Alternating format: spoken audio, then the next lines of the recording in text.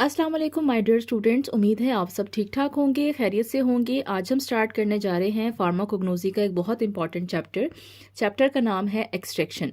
Extraction का जो chapter है ये बेसिकली आपके प्रैक्टिकल पॉइंट ऑफ व्यू से इंपॉर्टेंट है, बट अगर आप लास्ट ईयर के फार्मेसी टेक्नीशियन के पास पेपर्स उठा के देखेंगे तो उसमें आपको नज़र आएगा कि एक्सट्रैक्शन के चैप्टर से 2 बार सब्जेक्टिव का क्वेश्चन जो है वो आपसे पूछा जा चुका है।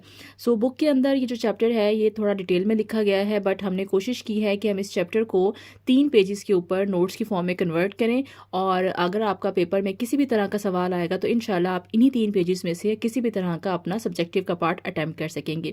सो आपने इस टॉपिक को एक एक्सपेरिमेंट की तरह से समझना है, बहुत आसान सी चीज़ें हैं। सो स्टार्ट करते हैं। सबसे पहले हम बात करते हैं कि लफ्ज़ एक्सट्रैक्शन का मतलब क्या होता है। लफ्ज़ एक्सट्रैक्शन का मतलब होता है निकालना या अख़ज़ करना।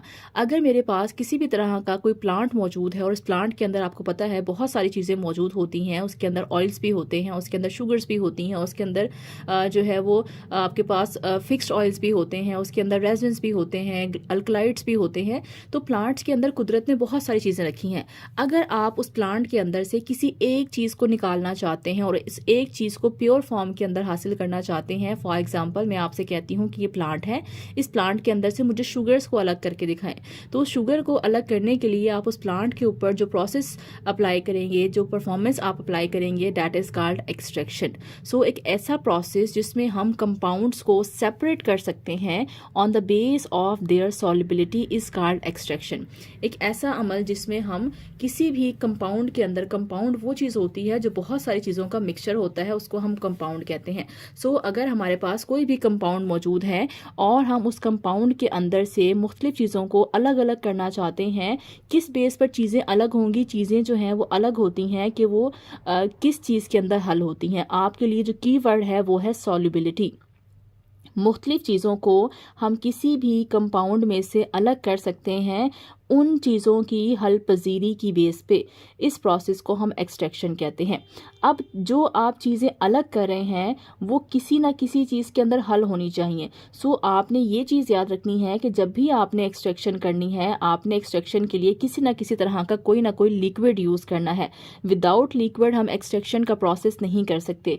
सो वो लिक्विड जो हम एक्सट्रैक्शन के प्रोसेस में इस्तेमाल करते हैं उसको हम मेंस्ट्रुम कहते हैं। ये लिक्विड वाटर भी हो सकता है, ये लिक्विड जो है वो कोई अल्कोहल भी हो सकता है, या किसी और तरह का कोई भी लिक्विड आप इस्तेमाल कर सकते हैं। डिपेंड करता है कि आप किस तरह की ड्रग को एक्सट्रैक्ट करना चाहते हैं। तो जिस तरह की हमारी ड्रग होती है उसकी बेस पर हम उसका लिक्विड सेलेक्ट करते हैं। सो यहाँ पे जो कीवर्ड है वो है सॉल्युबिलिटी, कि एक्सट्रैक्शन किस बेस पे की जाती है। मुख्तलिफ जो कंपाउंड्स हैं या जो मुख्तलिफ कंपोनेंट्स हैं किसी भी ड्रग के अंदर, उनकी हल पजीरी की बेस पर अगर हम उनको अलग करते हैं तो इस अमल को हम एक्सट्रैक्शन कहते हैं। पहले मैंने 3 से 4 डेफिनेशंस लिखी हैं, आपको वो डेफिनेशंस आनी चाहिए। फर्स्ट डेफिनेशन है मेंस्ट्रुम। मेंस्ट्रुम का मैं आपको बता चुकी हूँ कि वो लिक्विड जो हम एक्सट्रैक्शन के प्रोसेस में यूज़ करते हैं उसको हम मेंस्ट्रुम कहते हैं।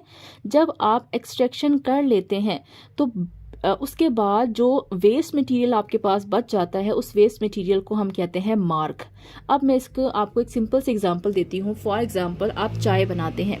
अब चाय बनाने के लिए हम क्या करते हैं, चाय बनाने के लिए हम पत्ती का इस्तेमाल करते हैं। अब पत्ती बेसिकली क्या है, पत्ती को आप समझे, पत्ती जो है वो हमारी किसी पौधे से हासिल होती है, तो वो बेसिकली एक ड्रग है, ठीक है, जिसके अंदर हमारे पास टी, जिसको आप टी कहते हैं, टी के अंदर थियोफाइलिन नामी एक केमिकल मौजूद होता है। या अगर आप कॉफ़ी बनाना चाहते हैं तो कॉफ़ी के अंदर एक केमिकल मौजूद होता है जिसको हम कैफीन कहते हैं। सो जब भी हम पत्ती को या कॉफ़ी को पानी के अंदर डालते हैं तो पानी के अंदर वो जो केमिकल है कैफीन या थियोफाइलिन वो निकलकर पानी के अंदर आ जाता है। उसके बाद जब हम चाय बनाते हैं तो जब हम पत्ती उस पानी के अंदर ऐड करते हैं तो थियोफाइलिन नामी केमिकल निकल के हमारे पानी के अंदर, दूध के अंदर मिक्स हो जाता है। उसके बाद जब चाय बन जाती है तो हम क्या करते हैं, उस चाय में से जो पत्ती होती है उसको हम छान लेते हैं। क्यों छान लेते हैं, क्योंकि हमें पत्ती के अंदर से जो खुशबू चाहिए थी, जो फ्लेवर चाहिए था, वो निकल के पानी के अंदर आ गया है। अब आप देखें उस पत्ती के अंदर से केमिकल को निकालने के लिए हमने पानी या दूध का इस्तेमाल किया था। उस पानी या दूध को हम क्या कहेंगे, क्योंकि वो लिक्विड है तो उसको हम कहेंगे कि हमने मेंस्ट्रुम का इस्तेमाल किया था। जब चाय बन गई तो उसको आप जब कप में शिफ्ट करते हैं तो फिर हम क्या करते हैं, छन्नी का इस्तेमाल करते हैं और छन्नी से हम चाय को छानते हैं। जो भी वेस्ट मटीरियल होता है वो हमारी छन्नी के ऊपर रह जाता है। तो वो जो वेस्ट मटीरियल हमारी छन्नी के ऊपर रह जाता है उसको हम क्या कहते हैं, मार्क कहते हैं। सो बेसिकली जब आप घर में टी बना रहे होते हैं या कॉफ़ी बना रहे होते हैं तो उसमें भी आप एक्सट्रैक्शन का प्रोसेस इस्तेमाल कर रहे होते हैं। ठीक हो गया। सो ये सिंपल से एग्जांपल है एक्सट्रैक्शन की। जो लिक्विड यूज़ करते हैं उसको मेंस्ट्रुम कहते हैं। जो वेस्ट मटेरियल पीछे बच जाता है, जो इसकी हमें ज़रूरत नहीं होती, उसको हम मार्क कहते हैं। फिर दो टर्म्स आपकी बुक के अंदर मेंशन है कि व्हाट इज़ कम्युनिशन, और दूसरी टर्म आपके पास आती है इम्बिबिशन। कम्युनिशन का मतलब होता है किसी भी चीज़ के साइज़ को कम करना, इज कॉल्ड कम्युनिशन। फॉर एग्जांपल आपके पास जो पत्ती है अगर वो बहुत मोटे मोटे साइज़ में होगी तो उसको डिसॉल्व करना मुश्किल हो जाएगा। ठीक है, तो इसलिए हम क्या करते हैं, उस पौधे को छोटे छोटे पार्ट्स में डिवाइड करते हैं और पत्ती की शक्ल में उसको घर के अंदर लेकर आते हैं। इसी तरह से जब आप नमक लेते हैं तो जब पहाड़ों से नमक लाया जाता है तो वो नमक जो है वो बड़े बड़े पार्टिकल्स की शक्ल में होता है, लेकिन उसको घर तक पहुंचाने के लिए उसकी कम्युनिशन की जाती है और उसको बारीक बारीक ज़र्रात के अंदर कन्वर्ट किया जाता है। सो एक ऐसा अमल जिसमें आप किसी भी चीज़ के साइज़ को छोटा करते हैं उसको आप कम्युनिशन कहते हैं। कम्युनिशन करने का फ़ायदा क्या होता है, जब आप किसी भी चीज़ के साइज़ को छोटा कर देते हैं तो चीज़ का सरफेस एरिया जो है वो बढ़ जाता है। ठीक हो गया। तो सरफेस एरिया बढ़ जाता है, इसलिए हम उसके पार्टिकल के साइज़ को कम कर देते हैं ताकि हमें मिक्स करने में जो है वो आसानी हो। सेकंड जो आपके पास डेफिनेशन आती है that is called imbibition. Imbibition का मतलब होता है कि किसी भी ड्रग को गीला करना या उसको मॉइस्ट करना इज़ कॉल्ड इम्बिबिशन। सपोज करें आपके पास नमक है, नमक एक समझे आप ड्रग है, ठीक है, सॉल्ट है। अगर आप नमक के अंदर पानी डालते हैं तो उस अमल को आप क्या कहेंगे, आपने इम्बिबिशन की है। यानी कि आप क्या कर रहे हैं, ड्रग को अगर आप मॉइस्ट कर रहे हैं, गीला कर रहे हैं तो उसको आप इम्बिबिशन कहते हैं। इसी तरह से अगर आपके पास पत्ती मौजूद है और आप पत्ती के अंदर पानी डाल रहे हैं, उसको हल्का सा गीला कर रहे हैं पत्ती को, तो उसको भी हम क्या कहते हैं, इम्बिबिशन कहते हैं। सो ये 5 जो है वो डेफिनेशंस हैं जो कि आपसे MCQs के अंदर पूछी जाती हैं। होपफुली आपकी ये डेफिनेशंस जो है वो क्लियर हो गई होंगी। अब हम बात करते हैं कि हमें एक्सट्रैक्शन की ज़रूरत क्यों पेश आती है। बेसिकली हमारे पास जो प्लांट्स हैं उनके अंदर बहुत सारे केमिकल्स होते हैं। उनके अंदर ग्लाइकोसाइड्स होते हैं, अल्कलाइड्स होते हैं, वोलाटाइल्स होते हैं, रेजिन्स होते हैं। ये सब के सब इंपॉर्टेंट चीज़ें हैं। ये सारे के सारे केमिकल्स हैं जिनसे हम दवाइयाँ बनाते हैं। जब मैं आगे आपको फार्माकोग्नोसी पढ़ाऊंगी तो उसमें हम इन तमाम चैप्टर्स को जो है वो डिस्कस करेंगे। ठीक है, सो अभी आपको सिर्फ इतना बता देते हैं कि जो ग्लाइकोसाइड्स होते हैं ये शुगर कंटेनिंग होते हैं, जो अल्कलाइड्स होते हैं ये नाइट्रोजन कंटेनिंग कंपाउंड्स होते हैं, जो वोलाटाइल ऑयल्स होते हैं ये वो चीज़ें होती हैं जो कि हवा के अंदर इवेपोरेट हो जाती हैं। ठीक हो गया। सो अगर हमें ये तमाम के तमाम केमिकल्स कहाँ से मिलते हैं, ये तमाम के तमाम केमिकल्स हमें प्लांट से मिलते हैं। सो अगर हम इन तमाम केमिकल्स को पौधे से निकालना चाहते हैं तो हमें क्या करना पड़ेगा, हमें पौधे के ऊपर एक केमिकल प्रोसेस अप्लाई करना पड़ेगा। उस प्रोसेस को क्या कहते हैं, एक्सट्रैक्शन कहते हैं। सो एक्सट्रैक्शन का बेसिक पर्पस होता है कि हम ड्रग को प्योरीफाई करना चाहते हैं। यहाँ पे जो आपके पास कीवर्ड आता है वो आता है प्योरीफाई करना। ठीक हो गया जी। अब हम बात करते हैं कि एक्सट्रैक्शन के क्या क्या फ़ायदे होते हैं।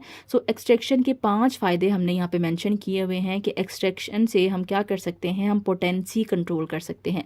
कि पोटेंसी होता है स्ट्रेंथ, कि दवाई की जो ताकत है, दवाई की जो कुव्वत है, स्ट्रेंथ है, उसको हम कंट्रोल कर सकते हैं। फॉर एग्जांपल अगर पुराने वक्तों की बात की जाए तो पुराने वक्तों में क्या होता था कि हमारे पास किसी को सर में दर्द होता था या पेट में दर्द होता था तो हम कहते थे जी फ़लाँ ड्रग जो है या फ़लाँ पौधे को इस्तेमाल करें, उसके पत्ते खाएं, उससे आपको ये मसला सॉल्व हो जाएगा। लेकिन उसमें नुकसान ये होता था कि अगर किसी ने ज़्यादा मिकदार में पत्ते खा लिए हैं तो उसको एग्जैक्ट नहीं पता कि उसने कितनी डोज खानी है।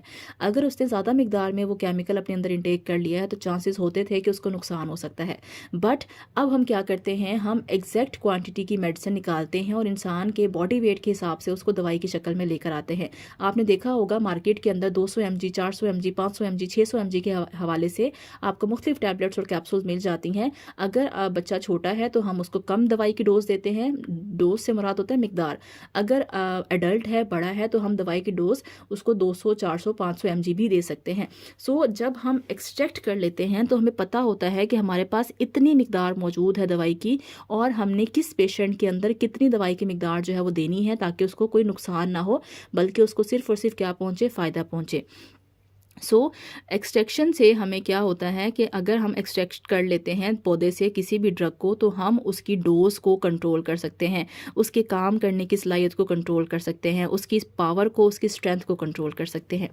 Deterioration can be control. Deterioration का मतलब होता है ख़राबी, तबाह होना। अगर मैं कहूँ कि जी फॉर एग्ज़ाम्पल कोई जैसे कि आपसे कहा जाए कि जी ये नीम का पत्ता है, ये नीम का पत्ता जो है सपोज़ करें मैं कहती हूँ जी आपके लिए एंटीऑक्सीडेंट है, बॉडी के लिए बहुत अच्छा है, आपको नीम के पत्ते जो हैं वो इस्तेमाल करने चाहिए।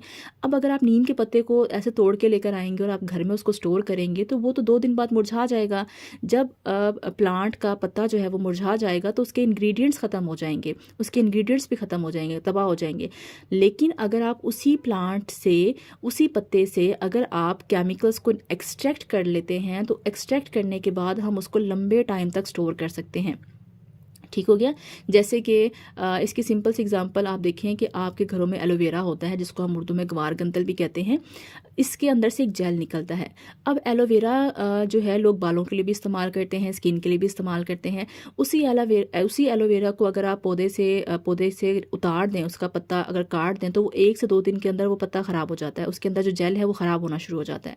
बट अगर आप मार्केट में देखें तो उसी एलोवेरा जेल की पूरी बॉटल्स आपको मिल जाती हैं। जो कॉस्मेटिक्स की शॉप है, अगर आप जाके उनसे कहेंगे कि हमें एलोवेरा जेल दे दें तो वो आपको बॉटल्स के फॉर्म में एलोवेरा का जेल देते हैं।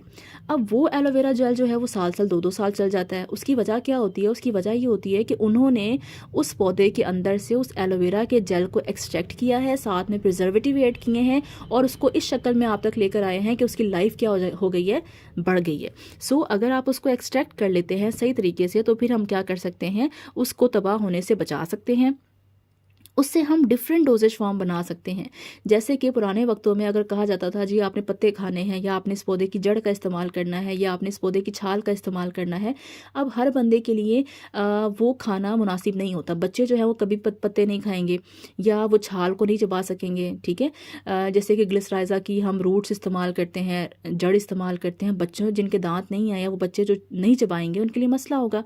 सो हम क्या करते हैं, जब हम उसको एक्सट्रैक्ट कर लेते हैं, उसका लिक्विड या उसमें से मवाद को निकाल लेते हैं, तो फिर हम उस मवाद से टैबलेट्स भी बना सकते हैं, कैप्सूल भी बना सकते हैं, इंजेक्शन भी बना सकते हैं।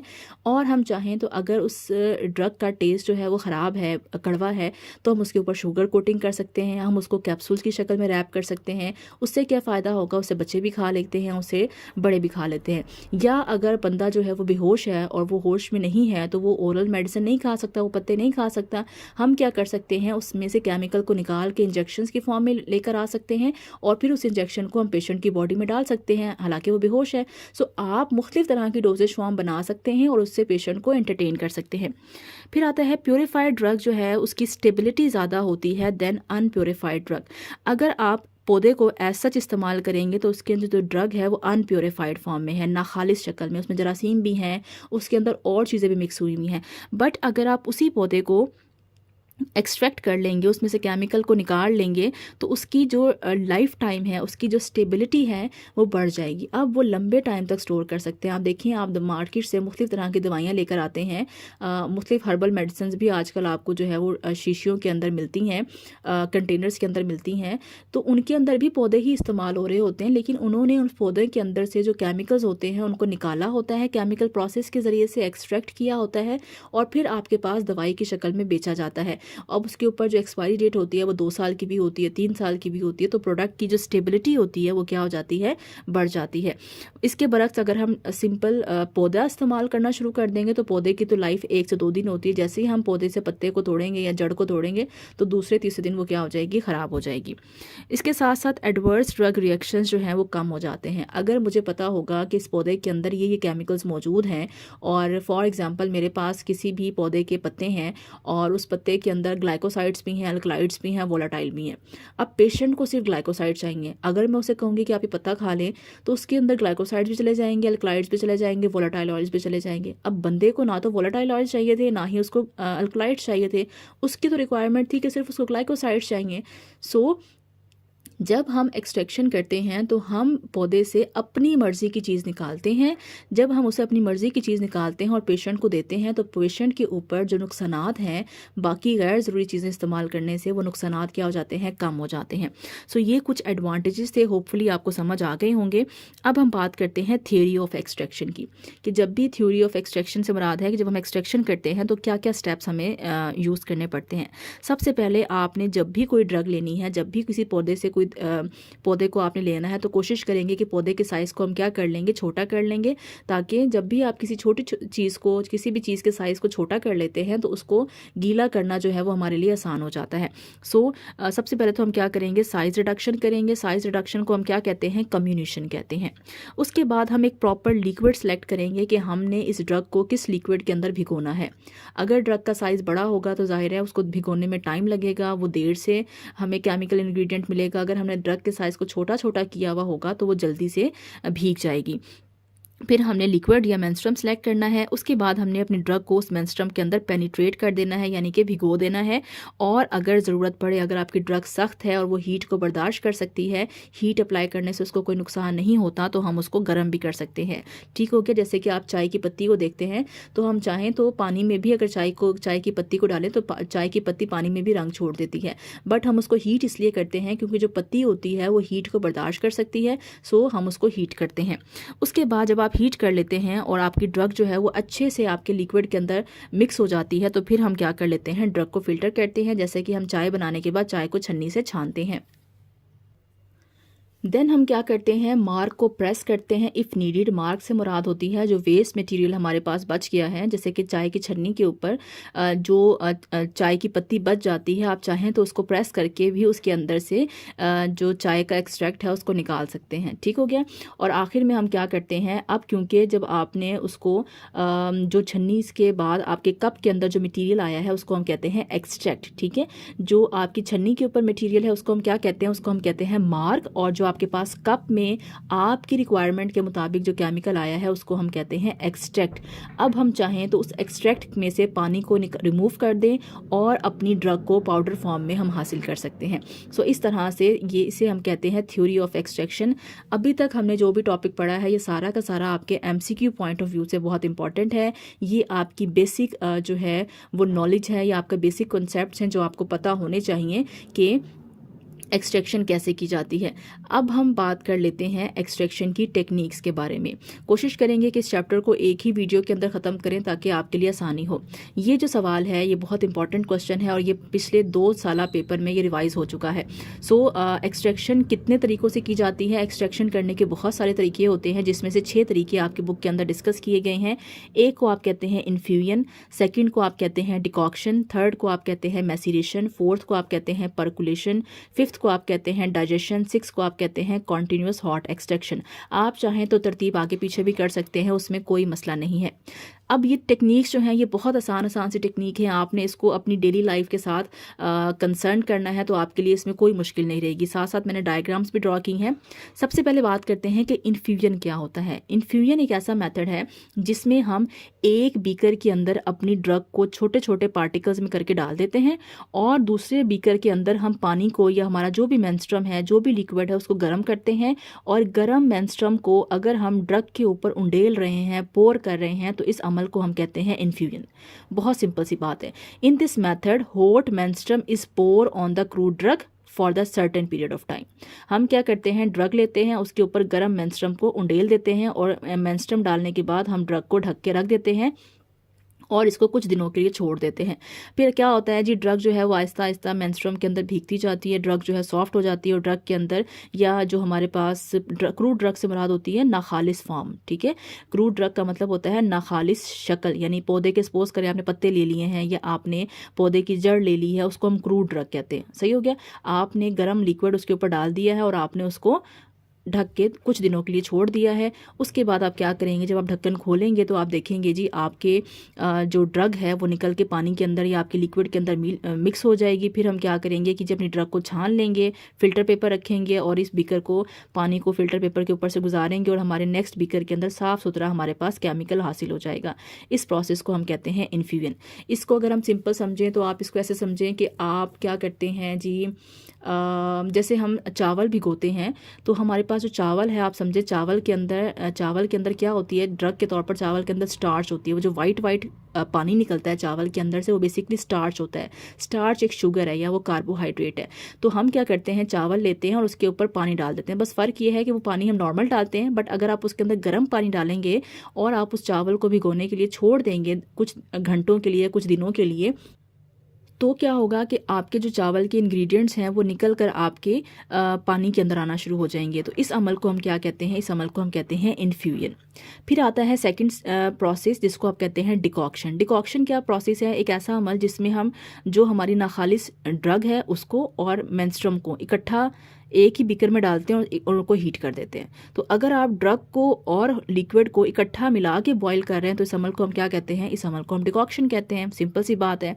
यानी कि इसको ऐसे समझे कि आप चाय बना रहे हैं, आपने क्या किया, पत्ती भी डाल दी और आपने पानी भी डाल दिया। या आप कहवा बना रहे हैं, पत्ती भी डाल दी, आपने पानी भी डाल दिया और आप उसको हीट कर रहे हैं। तो आप जब चाय बनाते हैं सिंपल घर में तो उसको आप डिकॉक्शन कहते हैं। तो आप डिकॉक्शन का प्रोसेस कर रहे होते हैं, ठीक है। फिर हम क्या करते हैं कि जब हमारी चाय बन जाती है तो हम इसको छान लेते हैं। जो मार्क होता है वो हमारा फिल्टर पेपर के ऊपर आ जाता है, छन्नी के ऊपर आ जाता है, और हमारा जो कप होता है, जो हमारा नेक्स्ट कंटेनर होता है, उसके अंदर हमारे पास फिल्टर हासिल हो जाता है जिसको हम एक्सट्रैक्ट कहते हैं। तीसरी स्टेप हमारे पास आता है मैसीरेशन। इसे आप ऐसे समझें कि आप चाय बना रहे हैं लेकिन आप टी बैग का इस्तेमाल कर रहे हैं।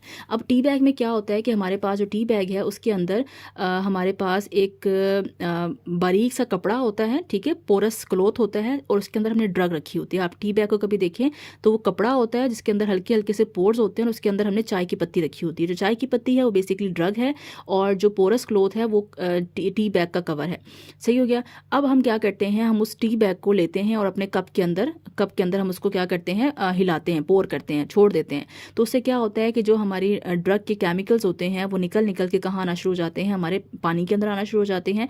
सो इस तरह से अगर आप चाय बनाते हैं तो उसको हम मैसीरेशन कहते हैं। तो आपने रूटीन में याद रखना है कि जब आप चावल भिगोते हैं तो उसको इन्फ्यूजन कहते हैं। जब आप चूल्हे के ऊपर चाय बना रहे होते हैं खुली पत्ती का इस्तेमाल करके तो उसको आप डिकॉक्शन कहते हैं। और जब आप टी बैग का इस्तेमाल करके अपने लिए कहवा बना रहे होते हैं, चाय बना रहे होते हैं, तो उसको हम मैसीरेशन कहते हैं।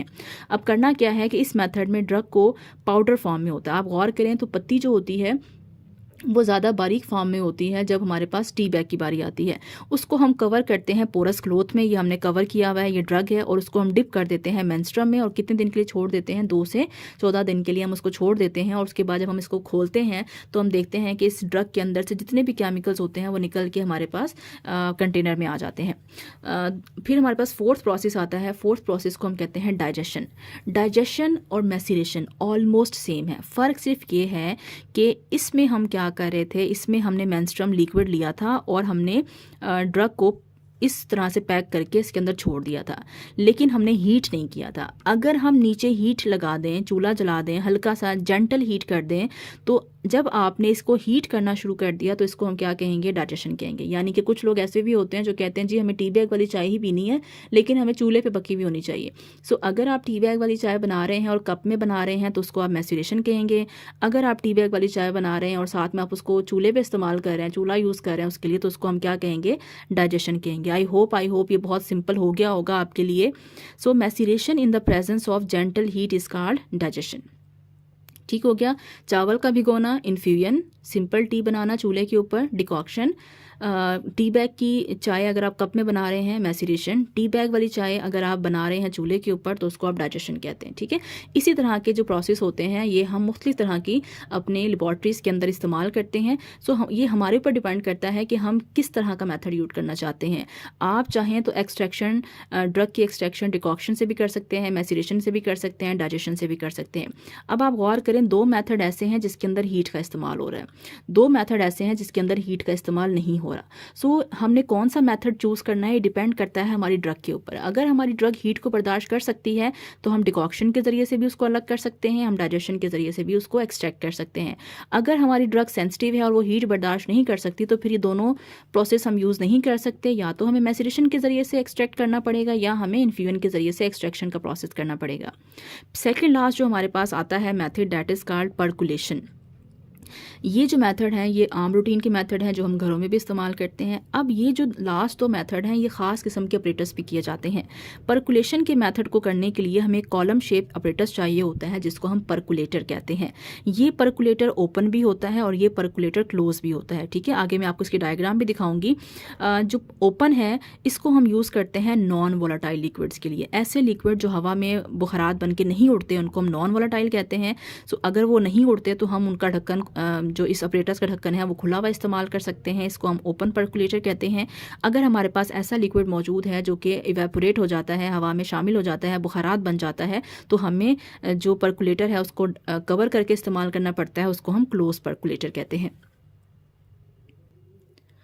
सो यहाँ पे आपको मैंने परकुलेटर की डायग्राम दिखाई है कि परकुलेटर को अगर हम गौर से देखें तो ये एक कॉलम शेप जो है वो एरिया होता है जिसके नीचे यहाँ पे हमारे पास टैप या टूटी लगी हुई होती है, जिसको हम जैसे कूलर की टूटी होती है, वाटर कूलर, उसको हम बंद भी कर सकते हैं, खोल भी सकते हैं। सेम यहाँ पे हमारे पास इस तरह से टैप लगी हुई होती है, नीचे हमारे पास एक कंटेनर होता है जिसके अंदर हमने अपना एक्सट्रैक्ट या अपना मवाद या अपना रिक्वायर्ड प्रोडक्ट कलेक्ट करना होता है। अब जो सबसे इंपॉर्टेंट चीज़ है वो ये है कि हमने इसको फिल कैसे करना है। ये जो परकुलेटर है इसको सबसे पहले फिल करने के लिए आपने तरतीब याद रखनी है कि परकुलेटर को फिल कैसे करते हैं। सबसे नीचे आप जो कॉटन होती है, रुई होती है, उसको फिक्स कर देते हैं, अच्छे से दबा देते हैं। बिल्कुल ये आपके जो टैप है इसके ऊपर अच्छे से कॉटन को प्रेस कर देते हैं। उसके बाद हम क्या करते हैं, उसके बाद हम कॉटन के ऊपर जो हमारी ड्रग है, ठीक है, ड्रग को हम किस शक्ल में रखते हैं, ड्रग को हम मॉइस्ट करके रखते हैं। फॉर एग्जांपल आप पत्ती यूज़ कर रहे हैं या आप कोई भी ड्रग यूज़ कर रहे हैं, हमने ड्रग को पहले साइज़ छोटा करना है और उसको हल्का सा गीला करके अच्छे से हमने दबा देना है अपने इस कंटेनर के अंदर।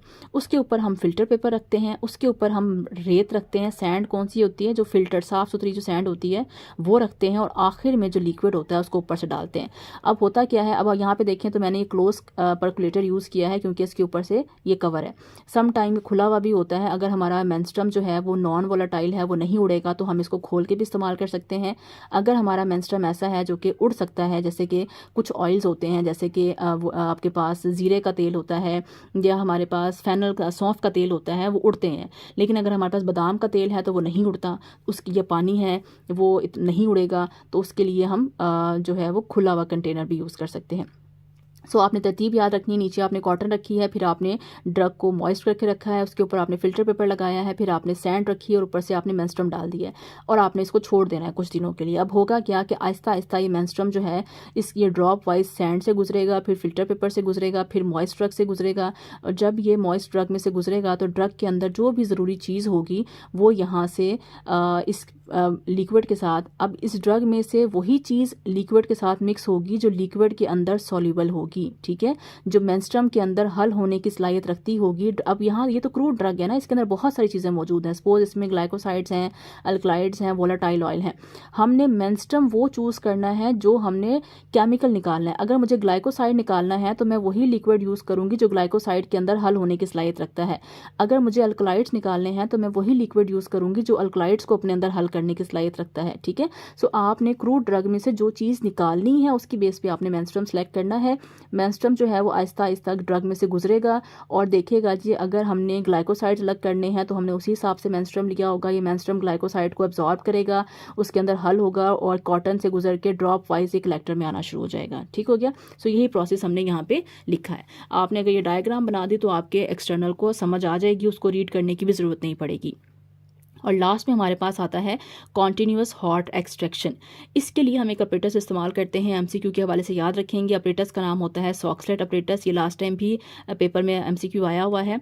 इस ऑपरेटर्स को अगर आप देखें बड़ा आसान सा ऑपरेटर्स है।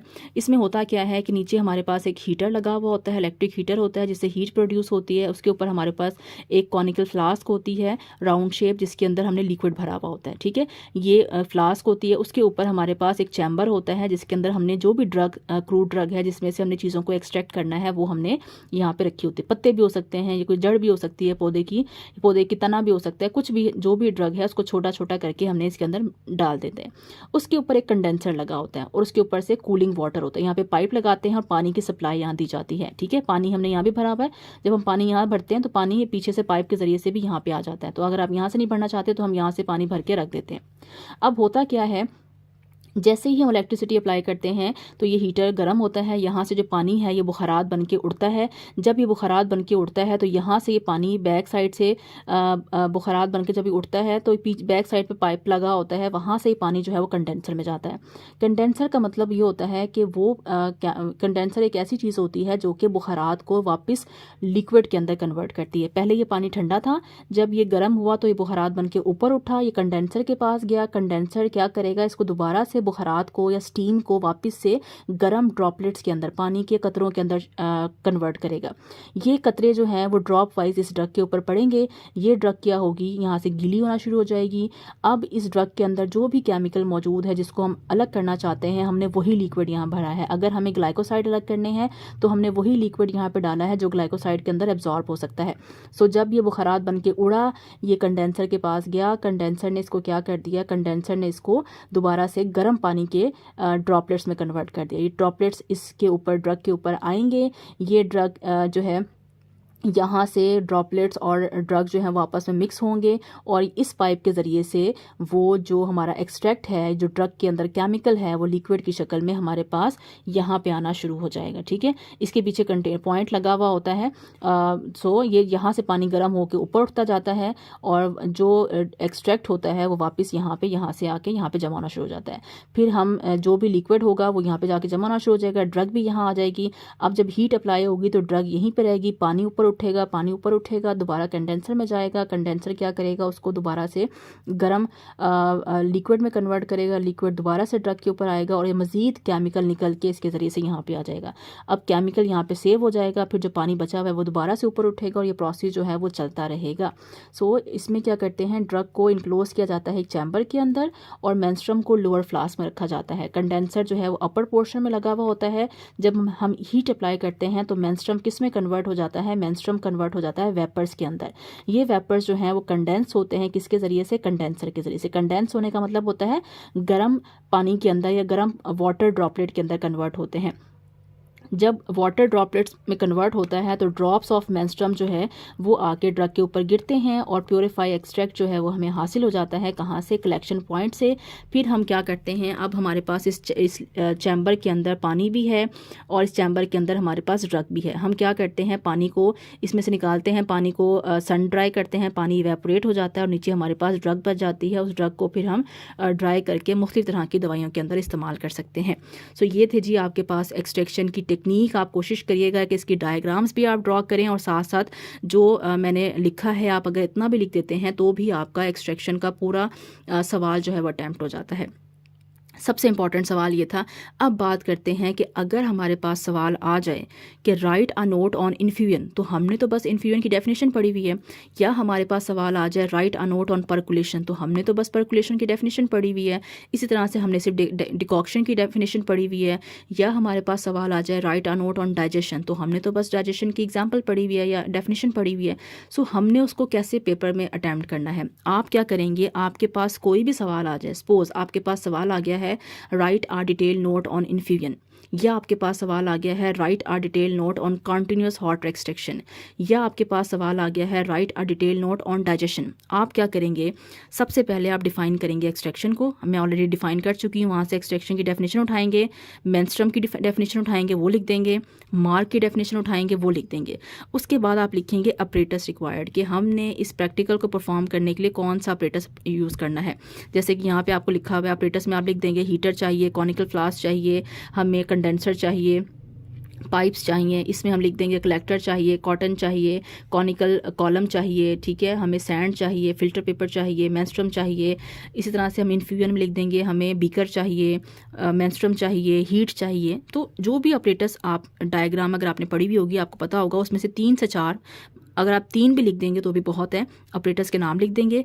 देन आपके पास जो भी मेथड आया है, फॉर एग्जांपल इन्फ्यूजन आया है तो इन्फ्यूजन की डेफिनेशन लिख देंगे बस। अगर डिकॉक्शन आया है, डिकॉक्शन की डेफिनेशन लिख देंगे बस। उसके बाद उसकी डायग्राम बना देंगे और आखिर में जो हमने स्टार्टिंग में एडवांटेजेस पढ़े थे एक्सट्रैक्शन के वो आप लिख देंगे। ठीक है। सो किसी भी तरह का इन 6 जो आपके सवाल हैं, जो 6 टेक्निक्स हैं, उनमें से अगर कोई भी लॉन्ग क्वेश्चन आपके पास आ जाता है तो आपने ये तरतीब रखनी है। सबसे पहले एक्सट्रैक्शन को डिफाइन, देन मेंस्ट्रुम को डिफाइन, देन मार्क को डिफाइन, देन ऑपरेटर्स बता दें, जो भी प्रोसेस आया है उसकी डेफिनेशन लिखाएं, उसकी डायग्राम बना दें और आखिर में एक्सट्रैक्शन के 3 से 4 एडवांटेजेस लिख दें। ये जब आप लिखेंगे तो ये आपका तकरीबन 1.5 पेज कवर कर जाएगा। सही हो गया। और ये मोर देन इनफ है। इसमें से 5 में से 4.5 नंबर आपको कोई भी आसानी से दे देगा। ठीक है। सो आपको एक्स्ट्रा कुछ भी याद करने की ज़रूरत नहीं पड़ेगी। जो थोड़ी सी चीज़ एक्स्ट्रा इसमें रह गई है वो ये था कि जो हमने मैसरेशन का प्रोसेस पढ़ा था, जिसमें हमने पढ़ा था कि जी हम टी बैग जो है वो यूज़ करते हैं और हम उसमें ड्रग को जो है वो पैक करके इस्तेमाल करते हैं। तो उसमें आपकी बुक के अंदर लिखा हुआ है कि हम मैसरेशन जो है वो सिंगल भी कर सकते हैं, डबल मैसरेशन भी कर सकते हैं, ट्रिपल मैसरेशन भी कर सकते हैं। उसमें कोई रॉकेट साइंस नहीं है। वो सिंपल सी बात ये है कि अगर आपके पास एक टी बैग है और आपके घर में 3 मेहमान आ गए हैं, सो आप क्या करेंगे कि आप पहले उस टी बैग को कप नंबर 1 में डिप करेंगे। ठीक है। उसे हम कहेंगे सिंगल मैसरेशन। अब आप अगर उसी टी बैग को निकाल के कप नंबर 2 में शिफ्ट कर देंगे तो उसी टी बैग से या उसी ड्रग से, उसी पोरस क्लोथ के अंदर जो ड्रग है उससे हम दूसरे कप में भी केमिकल को एक्सट्रैक्ट कर रहे हैं। सो जब आपने उसको दूसरे कप में डाला, कुछ जो पत्ती का कलर है वो सेकंड कप में भी आएगा, उसको हम कहेंगे डबल मैसरेशन। और अगर आप उसी टी बैग को उठा के कप नंबर 3 में डालते हैं और उसे तीसरे कप की भी चाय बनाने की कोशिश करते हैं तो कुछ ना कुछ ड्रग का कलर, कुछ ना कुछ ड्रग का टेस्ट निकल के आपके तीसरे कप में भी आएगा। उससे हम कहते हैं ट्रिपल मैसरेशन। सो ये बड़ा आसान सा कंसेप्ट है। अगर आपसे वाइवा में पूछ भी लिया जाए तो आपको पता होना चाहिए कि एक ऐसा अमल जिसमें हम एक ही ड्रग को पहले एक लिक्विड के अंदर मिक्स करते हैं, फिर उसी ड्रग को निकाल के, क्योंकि वो कपड़े में होती है, उसी ड्रग को निकाल के हम एक नए लिक्विड में मिक्स करते हैं तो उसको डबल कह देते हैं। जब आप उसी ड्रग को निकाल के एक तीसरे लिक्विड के अंदर डालते हैं तो उसको आप ट्रिपल मैसरेशन कहते हैं।